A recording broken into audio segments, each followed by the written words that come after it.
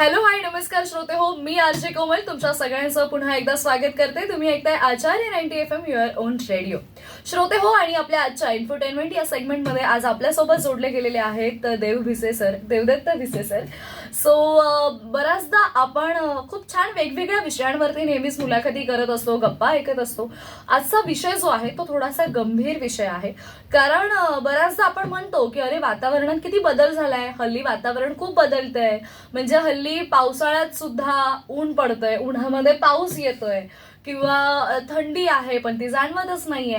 So अशा प्रकारचं जे क्लायमेट चेंजेस सध्या होत आहेत, किंवा बऱ्याच गोष्टी आपण फेस करतोय वातावरणामध्ये, जो काही अचानक घडणारा बदल आहे, या सगळ्या गोष्टी ज्या आपण फेस करतोय, या सगळ्या गोष्टींवरती आपण आज बोलणार आहोत. आणि त्यासाठी आज देव सर आज आपल्यासोबत जोडले गेलेले आहेत. आणि देव सरांबद्दल सांगायचं झालं तर सर को फाउंडर आहेत क्यूजेन नेक्स्ट सस्टेनेबल टेक्नॉलॉजी, आणि त्याचबरोबर CTO आहेत ॲट भिसे सिरॅमिक्स. आणि सरांचं जर बघायचं गेलं तर या सगळ्या गोष्टी, म्हणजे आपण असताना आपल्या आयुष्यामध्ये असं खूप गोष्टी घडत असतात, पण या गोष्टी आपण किती सिरियसली घेतोय किंवा त्या गोष्टींवरती आपण किती काम करतोय हे खूप जास्त महत्वाचं असतं.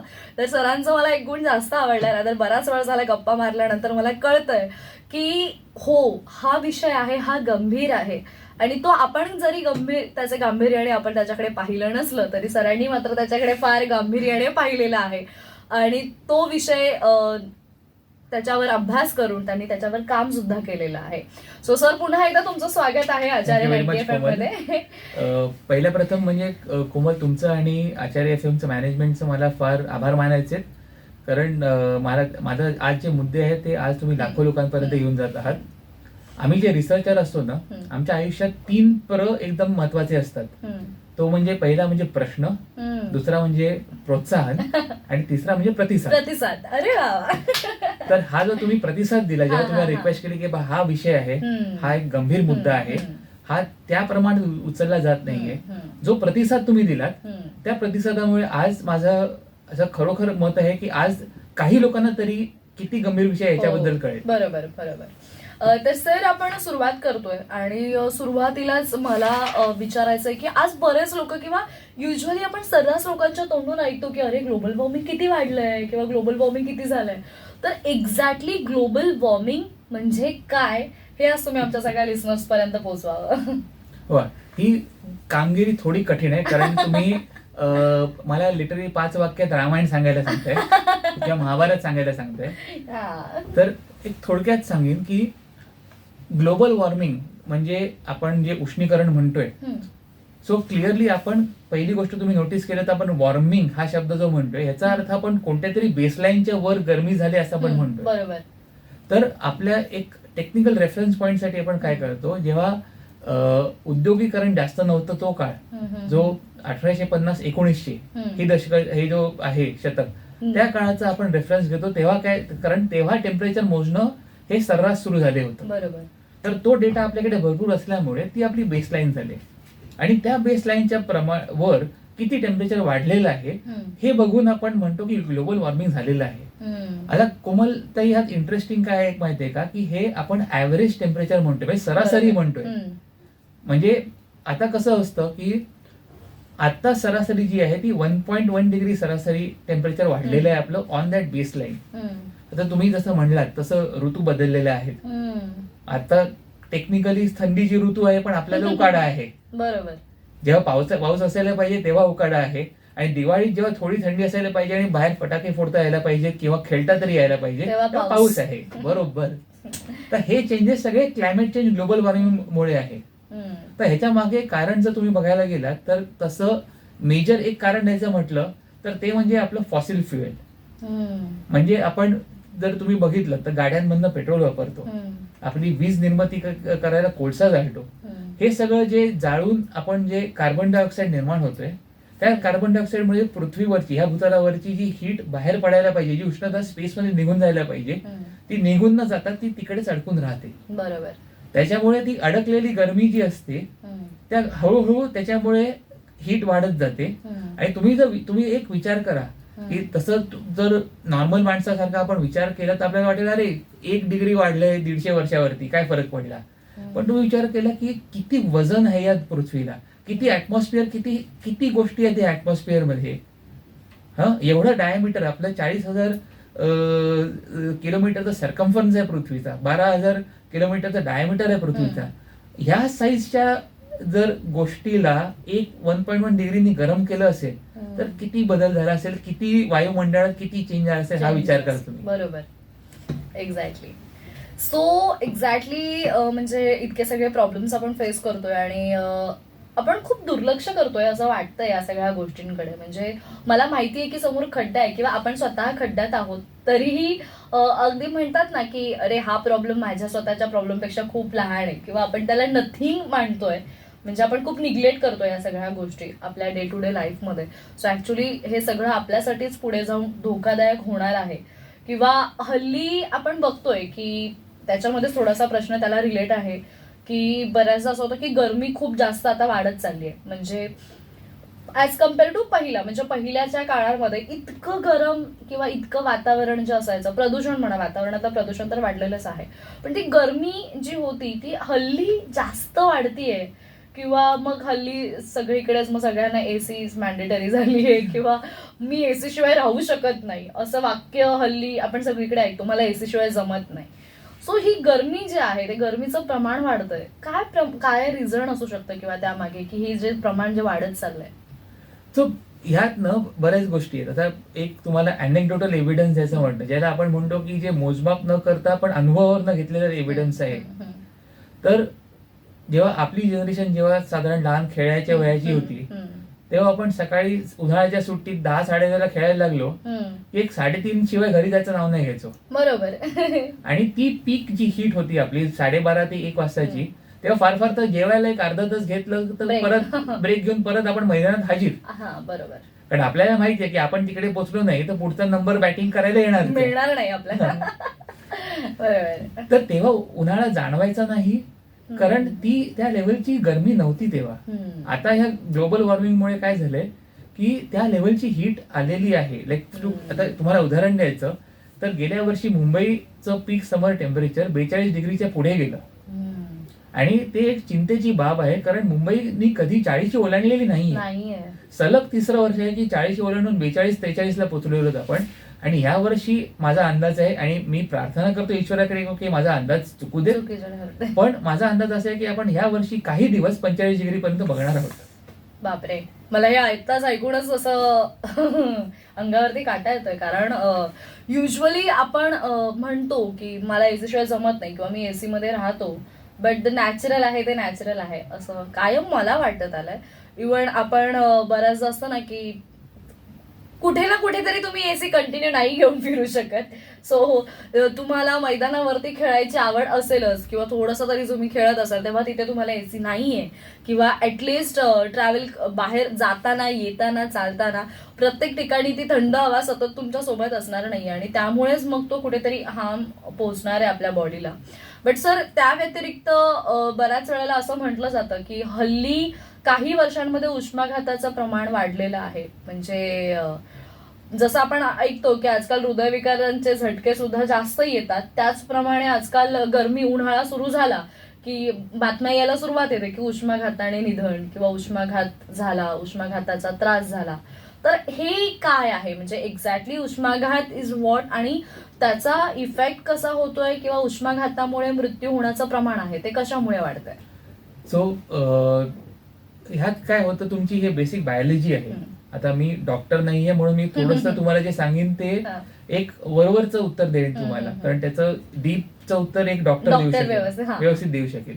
पण जे रिसर्च आम्ही केले तर असं दिसतं की तुमचं गरमी आणि हवेतली आर्द्रता म्हणजे ह्युमिडिटी म्हणतो, हे एक बिग रोल प्ले करतं त्या सगळ्या ह्याच्यात. काही उदाहरणार्थ जर तुम्ही बघितलं तर जेव्हा तुम्ही नॉर्मली बाहेर चालायला जाता तेव्हा मग घाम यायला लागतो. पण हवेत जर आर्द्रता जास्त असली, ह्युमिडिटी जास्त असली तर तो घाम इतका इझिली इव्हॅपोरेट होत नाही. तो जर उडला नाही, इव्हॅपोरेट झाला नाही तर तुमची शरीर त्याच्यामुळे थंड व्हायला वेळ लागतो. आणि जेव्हा तुम्ही उन्हाळ्यामध्ये जेव्हा आर्द्रता खूप असते गरमी खूप असते, तेव्हा जर घाम इव्हॅपरेट नाही झाला तर हळूहळू तुमच्या बॉडीचं तापमान वाढायला लागतं. बरोबर. आणि ते एका स्टेजला असं येतं की ती बॉडी सहन करू शकत नाही, कारण हृदयाला त्या स्पीडनी पंप करून थंड करायचा प्रयत्न करताय. एका साईडनी तुम्ही थंड करायचा प्रयत्न करताय, दुसऱ्या साईडनी तिकडे ते इव्हॅपरेशन होत नाहीये, ते उडत नाहीये पाणी, त्याच्यामुळे थंडावा येत नाहीये.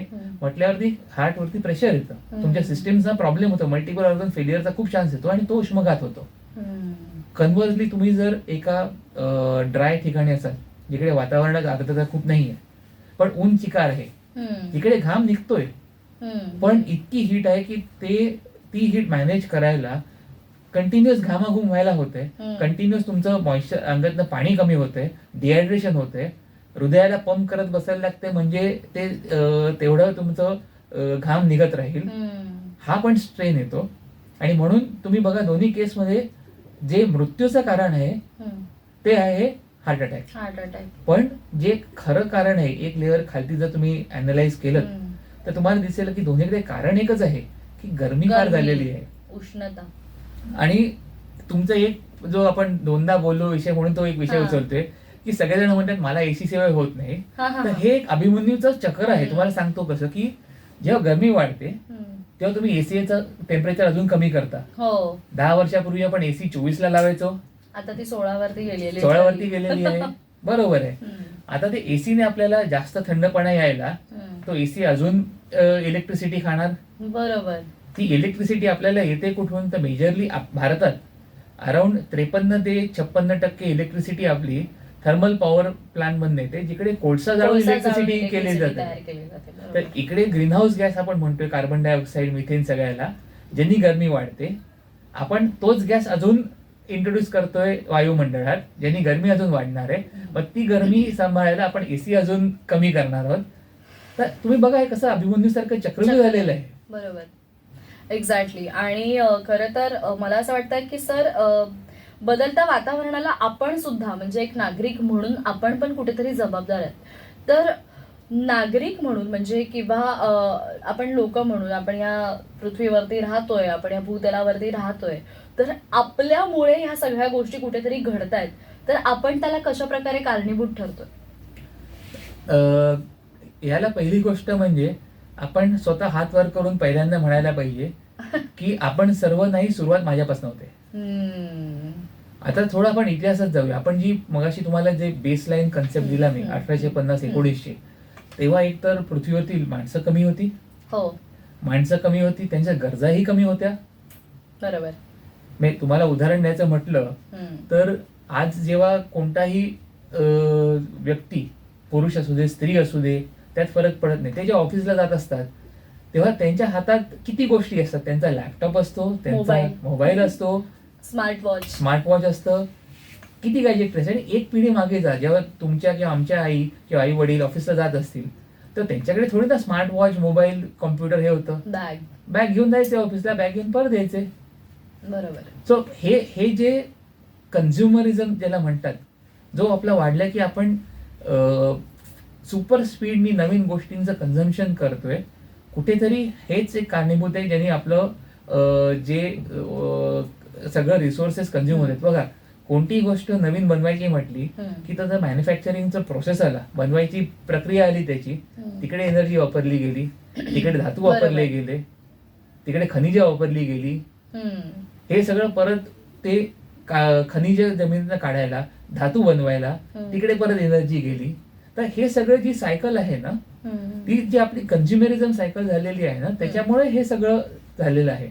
आता मी असं म्हणत नाही की तुम्ही चांगल्या गोष्टी आयुष्यात एन्जॉय करू नका, पण मी असं म्हणतोय की आपल्याला कुठेतरी विचार करायला पाहिजे की आपल्या कन्झ्युमरिझमचा कुठे इम्पॅक्ट येतोय. आता तुम्ही मध्ये जाहिराती बघितले असतील की कंपन्या एकमेकांमध्ये कम्पीट करण्याऐवजी स्वतःच्या प्रोडक्ट मध्येच कम्पीट करतात. बरोबर. की न्यू, मग काय तर न्यू अँड इम्प्रूव्ड, मग काय तर बेस्ट, मग बेस्टेस्ट एव्हर, आम्हीच आमच्यापेक्षा बेस्ट. एक्झॅक्टली. तुमच्यापेक्षा नाही, आमच्यापेक्षा. हो. तर हे जे ह्याला जे म्हणतात की ते प्रॉडक्ट जे उत्पादन त्यांचं आहे ते मार्केटमधनं कॉम्पिटिटरमध्ये जाण्याऐवजी मीच मार्केटमधनं काढतो, नवीन आणतो, हे जे प्लॅन ऑब्सोलेसन्स आहे ना, हा पण एक प्रकार आहे जो याला खूप कारणीभूत आहे. बरोबर. आणि मला म्हणजे त्याच्या पुढे जाऊन थोडंसं मी यावर विचार करेन, कारण आज महिला असू देत, म्हणजे आज आपले जे काही लिसनर्स आहेत जे आपल्याला ऐकतात, महिला स्त्री वर्ग असेल, पुरुष वर्ग असतील, बऱ्याचदा असं होतं की आपण डे टू डे लाईफमध्ये सुद्धा ह्या गोष्टी फार इग्नोर करतो. म्हणजे अगदी आपण वापरणारं प्लास्टिक म्हणा, त्याचं प्रमाण जे आहे ते इतकं वाढत चाललेलं आहे, किंवा कचऱ्यामध्ये त्याचं प्लास्टिकचं प्रमाण हल्ली जास्त आहे. मग त्यामुळे ज्या काही गोष्टी होत आहेत तर तिथे सुद्धा आपण कारणीभूत ठरतोय. त्यामुळे आपण जेव्हा दुसऱ्यांना ब्लेम करतोय, आपण स्वतःही कुठेतरी त्याच गोष्टी करत आलेलो आहोत किंवा करत आहोत. त्यामुळे सुरुवात मला असं वाटतं ही आपण स्वतःपासून करायला हवी, की मी माझ्याकडून कशा पद्धतीने काही गोष्टी इम्प्लिमेंट करू शकते किंवा मी काय बदल करू शकते. तर ह्या सगळ्या लहान सहान गोष्टी आहेत, जर त्याकडे आपण थोडंसं जास्त लक्ष दिलं किंवा मी ही गोष्ट करणार नाही, फक्त ही गोष्ट ठरवली आणि त्यानुसार चाललो, तर कुठेतरी खारीचा वाटा आपण उचलू ह्या क्लायमेट चेंजमध्ये जो काही प्रोसेस होते तर ते कुठेतरी कमी करण्यासाठी. आणि सर मला अजून एक विचारायचं आहे की नुकतंच तुमचं महाराष्ट्र टाइम्समध्ये आर्टिकल आलं होतं आणि तुम्ही असतील किंवा तुमचे वडील असतील, तुम्ही दोघांनी मिळून एक खूप मोठा रिसर्च केला आणि एक कोटिंगचं प्रोडक्ट तुम्ही मार्केटमध्ये आणलं आणि त्या प्रोडक्टसाठी ते प्रोडक्ट येणाऱ्या म्हणजे आपल्या सगळ्यांसाठीच फार ते युजफुल आहे आणि त्याचं नाव पण खूप थोडंसं इंटरेस्टिंग आहे आणि मला ते नाव आवडतं सुद्धा. रादर मी आपल्या लास्टच्या इंटरव्ह्यूमध्ये सुद्धा ते बोलले होते, तर इट्स गॅन्झूल, गॅन्स खूल, राईट, गॅन्स खूल. हा, सो हे प्रोडक्ट कशा पद्धतीने तुम्ही बनवलं? कारण मी जेव्हा मुलाखतीच्या सुरुवातीलाच म्हणाले की तुम्ही या पर्यावरणाच्या दृष्टीने विचार करून काहीतरी इम्प्लिमेंट केलेलं आहे, म्हणजे आजूबाजूला जे काही प्रॉब्लेम्स आहेत त्यांना निग्लेक्ट करून तुम्ही मेन प्रॉब्लेम वरती सुद्धा फोकस केलंय आणि त्यामुळे तुम्ही हे गॅन्स खूल नावाचं प्रोडक्ट बनवलंय. तर ते प्रोडक्ट काय आहे किंवा त्याविषयी थोडंसं आम्हाला सांगा. सो आपण मगाशी बोलल्याप्रमाणे की जसं उष्णता वाढते तसं एनर्जी कन्झम्पशन वाढतं, तसं आपल्याला एसी चालवायला लागतो. तर हे जे चक्रव्यूह आहे ते तोडायला मार्ग काय आहे का, हे आमचा विचार चालू होता. की आपण जेव्हा मटेरियल सायन्स किंवा द्रव्य विज्ञान, हे ऑफकोर्स ही टर्म आम्ही ठेवले कारण मटेरियल सायन्सला आजकाल मराठी किंवा हिंदीमध्ये असा विशेष शब्द नाही आहे. तर द्रव्य विज्ञान, हा, हे आपलं आज आपण हा शब्द निर्माण केलेला आहे. येस. तर आम्ही मग विचार काय केला की हे जर चक्रव्यूह तोडायचं असेल ना, तर त्याला एक असं उत्पादन पाहिजे ज्याने सूर्याकडनं जी हीट एनर्जी येते ती वरनं आतमध्ये जाणं थांबून जाईल. की उदाहरण द्यायचं म्हटलं की जर आता म्हणजे कोणाला जर हे ट्राय करायचे स्वतःला तर ते करू शकतात. स्पेशली आपल्यासारखे लोक जे लहानपणी छपरावर पण खेळलेले आहेत. तर लहानपणी आपण दुपारी 1:30-2 वाजता सुद्धा छपरावर खेळायचो व्यवस्थित. आम्ही धावाधावही खेळलेलो आहोत तिकडे, क्रिकेट खेळलेलो आहोत तिकडे. आता जर अनवाणी छपरावर चालायला गेलं तर शक्य नाही, जळेल, पाय जळतील तुमचे, इम्पॉसिबल. येस. आणि जेव्हा छप्पर त्या लेवलच्या गरमीला असतं ती सगळी गरमी तुमच्या स्लॅबच्या आतमध्ये येते आणि ती खालची जी स्लॅबच्या खालची जी बाजू आहे जी तुमच्या केबिन मध्ये आहे, रूम मध्ये आहे, बेडरूम मध्ये आहे, हॉल मध्ये आहे, तिकडे थंड करायला तुम्हाला मग एसी लावायला लागतो. बरं, तुम्हाला वाटतं की सभोवतालचं टेम्परेचरशी एसी झुंज करतोय, तसं नाहीये, तो त्या स्लॅबच्या गरमीशी झुंज करतोय. बरोबर. तर जोपर्यंत ती स्लॅब थोडी थंड होत नाही तोपर्यंत एसीचा इफेक्ट येत नाही. तर मग आम्ही विचार काय केला की असं एक कोटिंग बनवायचं जे इझी टू यूज असेल, म्हणजे तुम्हाला फक्त ते ब्रशनी लावायचं किंवा रोलरनी लावायचं, ज्यांनी सूर्याकडनं जसं आपण प्रायमर यूज करतो. परफेक्ट प्रायमर म्हणा, रंग म्हणा, ते लावायचं, ते सोपं लावायला आहे. ते लावल्यावरती ते सूर्याकडनं येणारी जी गरमी आहे ती परावर्तित करतं, म्हणजे रिफ्लेक्ट करून टाकतं. आणि प्लस ह्यात वर्किंग कसं आहे की ह्याचं एमिशन लेवल पण हाय चांगली आहे, म्हणजे नुसतं ते परावर्तित करत नाही तर थोडीशी जी शोषण झालेली एनर्जी असते ती सुद्धा ती रिलीज करून टाकतं.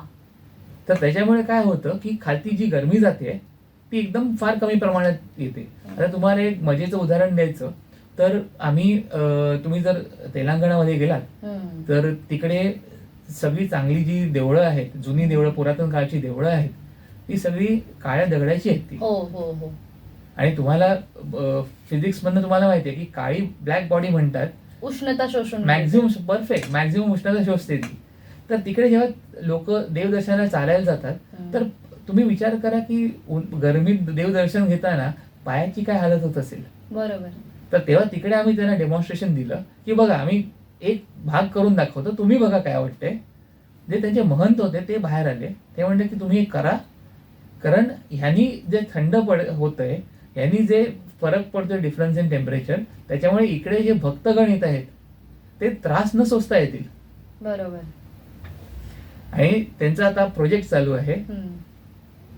आम्हाला सर्वात सॅटिस्फॅक्शन काय आहे की त्यांनी येऊन आम्हाला आशीर्वाद दिला की तुम्ही हे जे काम करताय ना ते अजून जोमानं करा.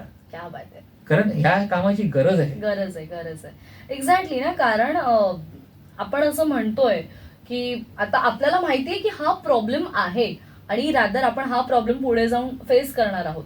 म्हणजे आता जर 45 डिग्री जर तापमान झालेलं आहे तर मी असं गॅजेट नाही निर्माण करू शकत की ते टेम्परेचर अचानक कमी होईल. बट मी असं गॅजेट नक्कीच तुम्ही निर्माण केलंय की त्याच्यापासून आपण आपलं संरक्षण कसं करायचं. इन शॉर्ट जर आपण बोलायला गेलं तर म्हणजे मग किती ठिकाणी आपण बऱ्याच ठिकाणी ह्या सगळ्या गोष्टींचा फायदा होऊ शकतो. रादर पुढे जाऊन तुम्ही आता सध्या तुमचे वेगवेगळे प्रोजेक्ट सुद्धा चालू आहेत, मग ते मंदिर असू देत किंवा कंपन्या असू देत किंवा घरांसाठी असू देत. ज्यांनी हे वापरलेलं आहे काय त्यांच्याकडून फीडबॅक मिळतोय किंवा काय? दोन प्रकारचे मला नेहमी फीडबॅक येतात. एक पहिला जो फीडबॅक असतो तो असतो की त्यांना कम्फर्ट लेवल किती वाढलेली आहे, की आम्ही आता किती कम्फर्टेबल आहोत. की एक समजा ड्युप्ले घर आहे ज्याचं वर टॉप फ्लोअर जो आहे तो डायरेक्ट वरती हीट घेतोय, तर दिवसा तर टॉप फ्लोअर वापरता येत नाही. रात्री सुद्धा थंड होईपर्यंत एसी लावलात तरी तुम्ही 9 वाजता एसी लावलात तरी ऍक्च्युअल थंड जाणवायला 3-3:30 होतात पहाटेचे. म्हणजे रात्रीचं झोपायचं तुमचं उकाड्यात झोपताय तुम्ही. बरोबर. तर बऱ्याच लोकांचा फीडबॅक असा असतो की आमचं आयुष्य एकदम कम्फर्टेबल झालं. वा. आणि लोकांचं आयुष्य कम्फर्टेबल तेव्हा होतं जेव्हा त्यांना स्वतःच्या घरात एक लेवल ऑफ पीस मिळतो, शांतता मिळते. आणि आपल्याला असं वरवर समजत नाही पण जेव्हा घरात खूप गरमी असते ना त्या लोकांच्या मनात पण खूप गरमी चिडचिड झालेली असते. बरोबर, तो शब्द शोधतो मी. म्हणजे कसं असतं की आपण महिलांचंच उदाहरण घेऊयात ना. म्हणजे जेव्हा गरमी सुरू होते, गरमीचा सीझन समर सीझन सुरू होतो आणि ऍट दॅट मोमेंट जर आफ्टरनूनला भर दुपारी जर एखाद्या महिलेला सांगितलं की किचनमध्ये जाणी हे बनव, भले सगळ्यांकडे सगळ्या काही सोयी उपलब्ध नसतात किंवा त्या गरमीमध्ये जर एखाद्या महिलेला जेवण बनवायला सांगितलं तर ऑफकोर्स मग तो चिडचिडेपणा आणि मग त्या सगळ्या गोष्टी आणि जेवण बनवताना येणारा तो एक नर्वसनेस, सो ह्या सगळ्या गोष्टी त्याच्यामध्ये एक तामसिक वृत्ती बनणं ह्या सगळ्या गोष्टी एक होतात. तर इन शॉर्ट ह्या सगळ्या गोष्टी होणार नाहीत किंवा होत नाहीयेत ह्या आपण अशा प्रकारचं कोटिंग केल्यामुळे किंवा अशा प्रकारचे गोष्ट वापरल्यामुळे. दुसरा फीडबॅक येतो ते म्हणजे त्यांचं पॉवर कन्झम्पशन. जर तुमचं एसीला तेवढं काम नाही करायचंय तर मग तुमचं ते पॉवर कन्झम्पशन कमी होतं त्यांनी आणि मग ते थोडे एनर्जी सेव्ह होते. कारण तुमचं एसी आता जास्त गरमीच्या अगेन्स्ट काम करत नाही, थोडेफार प्रमाणात गरमी कट झाली तुमची. म्हणजे तो आता परत एकदा 22-23-24 वरती येतोय 16 वरून. येस. म्हणजे इन शॉर्ट म्हणजे हा एसीचाच मुद्दा आपण घेतला. रादर आपण बिहाइंड सीन्स जेव्हा आपण डिस्कस करत होतो तेव्हा मला तो गोष्ट खरंच खूप पटली की आपण खूप युजली असं आपण खूप लाईटली घेतो की अरे 16-24 म्हणजे ह्याच्यामध्ये ऍक्च्युअली जो डिफरन्स आहे किंवा ती एनर्जी क्रिएट करायला ते टेम्परेचर तेवढं क्रिएट करायला त्या एसीला म्हणा जी पॉवर लागलीये, जी एनर्जी लागलीये, असं जर आपण सगळ्यांनीच विचार केला तर खूप मोठ्या प्रमाणामध्ये ती एनर्जी तितकी सेव्ह होतीये, ती पॉवर तेवढी सेव्ह होतीये आणि याचा मग कुठेतरी इफेक्ट ओव्हरऑल सगळ्याच गोष्टींवरती पडतोय. पण मला असं वाटतं की हाच मूळ मुद्दा आहे जो आपण सगळ्या लिस्नर्सना इथे पटवून देतोय. इनफॅक्ट हे 2 टँजिबल इफेक्ट तुम्हाला मी रिसर्च वरनं सांगू शकतो की अमेरिकेत हे याच्या ऑफकोर्स असंच नाही, एक वेगळ्या टाईपचं कोटिंग होतं ज्याचं आपला जेवढा इम्पॅक्ट देतो तेवढा इम्पॅक्ट ते देत नव्हतं. कारण ही रिसर्चची सुरुवात होती तेव्हाची. त्यांनी जेव्हा एक गावाचा पार्ट कोट केला आणि तेव्हा त्याला लक्षात आलं की ते कॉन्क्रीट जे आहे ते कॉन्क्रीट थंड झाल्यामुळे गावाचा आजूबाजूचा एरिया जो आहे त्याचं तापमान 2 ते 3.5 डिग्रीनी कमी झालं. म्हणजे तुम्ही विचार करा की नुसतं घर नाही तर गावाचं तापमान 2 ते 3.5 डिग्रीनी कमी झालं. क्या बात आहे. दुसरा फरक कुठे पडतोय की तुमचं जे पॉवर कन्झम्पशन आहे ते रिड्यूस झाल्यावरती मग तुमचं डायल बॅक केलं तुम्ही तर जो कोळसा जाळताय थर्मल पॉवर प्लांटला तो कमी कंझ्युम होणार, तो कमी बरोबर. म्हणजे हे जे चक्र आपल्या विरुद्ध फिरते ते चक्र आता आपल्या साईडनी फिरायला लागेल. बरोबर बरोबर बरोबर. आणि मग इन शॉर्ट मला असं वाटतं आपलं जे मोटिव्ह आहे की आपण जे म्हणतोय की ग्लोबल वॉर्मिंग वाढलंय किंवा या सगळ्या गोष्टी आणि त्याच्यामुळे जो काही त्रास होतोय तो कुठेतरी इन शॉर्ट डिरेक्टली कमीच होणार आहे. आणि सर म्हणजे नक्कीच असं म्हणतात की सब्र का फल मीठा होता आहे आणि तुम्हाला हे खरंच खूप गोड फळ मिळालंय, पण त्याच्यासाठी ऑफकोर्स तुमची अनेक वर्षांची मेहनत आहे, 5 ते 6 वर्ष लागलेली आहेत तुम्हाला. बरं, हे सूत्रांच्या माहितीनुसार आहे. मी जर तुम्हाला सांगितलं किती वर्ष लागली तर तुम्हाला वाटेल की अरे किती हळू काम करतात. नाही, काय सांगू का की ही डेव्हलपमेंटची जी प्रोसेस असते ना ती फार स्लो असते, कारण तुम्हाला ते डिझायर्ड डेव्हलप रिझल्ट येईपर्यंत. आणि बरं, दुसरी आमची पद्धत कशी आहे की आम्हाला बाहेर कोणाला प्रॉडक्ट जर द्यायचं असेल ना तर त्या अगोदर आम्ही 100 टेस्ट घरात केलेले असतात. बरोबर. कारण बाहेर जाऊन युजर कडनं इम्प्रुव्हमेंटचा फीडबॅक येणं हे नेहमी चांगलं असतं, पण त्या असं एवढं बेअर लेवलचा फीडबॅक पण येऊ नये की त्यांनी विचार करावा तुम्ही होमवर्क केलं नाही का तुमचं. तर आम्हाला 6 ते 7 वर्ष लागली हे बनवायला, या लेवलला आणायला. अजूनही याचं पुढे काम चालू आहे, जे याचं आपण इम्पॅक्ट अजून चांगला करू शकू, अजून प्रॉपर्टी ऍड करू शकू. याच्यावर अजून आमचं एंड पॉईंट नाहीये आणि आमचं कोणत्याही प्रोडक्टला आमचा एंड पॉईंट नसतोच. याच्यावरनं पुढे काय करता येईल याचं आमचं नेहमी काम चालू असतं. तर ह्यात आम्ही जेव्हा सुरुवात केली तेव्हा आम्हाला असं लक्षात आलं की पहिल्या लोकांचा प्रतिसाद असा होता, अरे तुम्ही भारतात आहात, भारतात तर तुम्हाला गरमी जाणवणारच, भारतात तर उष्णता असणारच. मग दुसऱ्या लोकांचा होता की अरे तू हे दुसऱ्या देशात कुठेतरी जाऊन बघ ज्यांना जिकडे गरमीने फरक पडतो, आम्हाला काय. पण तुम्ही जसं यात सखोल जाल ना तसं तुम्हाला लक्षात येईल की गेले 3 वर्षाचा तुम्ही अभ्यास केलात तर गेले 3 वर्ष जे उष्णतेच्या लाटा येत आहेत ते आपल्या इंडियन सब कॉन्टिनेंट मध्ये येत आहेत, युरोपमध्ये येत आहेत, अमेरिकेमध्ये येत आहेत आणि त्यांची तीव्रता वर जात चाललेली आहे, वाढत चालली. आणि इतकी वाढत चालली त्यांची तीव्रता की तुम्हाला आता हे जे झालं ते फार दुःखद होतं. गेल्या वर्षी जर तुम्हाला आठवत असेल 16 एप्रिलला एक प्रोग्राम होता खारघरला, जिकडे अत्यंत गरमीमुळे 14 जण मृत्युमुखी पडले. तर हे असं होऊ नये म्हणून काय करता येईल ह्याच्यावर बरंच काम चालू आहे, बऱ्याच गोष्टी चालू आहेत. आणि त्याच्यावरती आपण एक नागरिक म्हणून एक स्वतः सत्सद विवेक बुद्धीला विचारून करायला पाहिजे की मी आजसाठी आणि माझ्या पुढच्या येणाऱ्या पिढीसाठी काय करते. म्हणजे प्रत्येक जण स्वतःच्या मुलासाठी शिक्षण चांगलं द्यायचा प्रयत्न करतं, एक घर चांगलं द्यायचा प्रयत्न करतं, नीड्स पूर्ण करायचा प्रयत्न करता. पण जर पुढच्या पिढीसाठी तुम्ही जर प्लॅनेट चांगला ठेवत नसाल तर मग काय अर्थ उरतो त्यांना. हा आमचा एक साधा विचार करण्याचा पर्स्पेक्टिव्ह आहे. एक्झॅक्टली. आणि येस, मला त्याच्यामध्ये अजून एक गोष्ट ऍड ऑन करायला आवडेल की सरांनी जेव्हा मला सांगितलं की मला असा प्रश्न होता, सर मी रादर तुम्हाला विचारलं होतं की किती डिग्री सेल्सिअसचा त्याच्यामध्ये फरक जाणवतोय. म्हणजे जर तुमचं टेम्परेचर नॉर्मली जर ते 30 डिग्री वगैरे काहीतरी जर असेल तर ऑफकोर्स या कोटिंग नंतर ते एक 24 ते 25 जरा कमी झालेलं आहे. म्हणजे एक 22-23 डिग्री सेल्सिअसचं ते टेम्परेचर जे आहे ते कमी करण्याचा प्रयत्न आलेला आहे किंवा तसा रिझल्ट तुम्हाला आलेला आहे.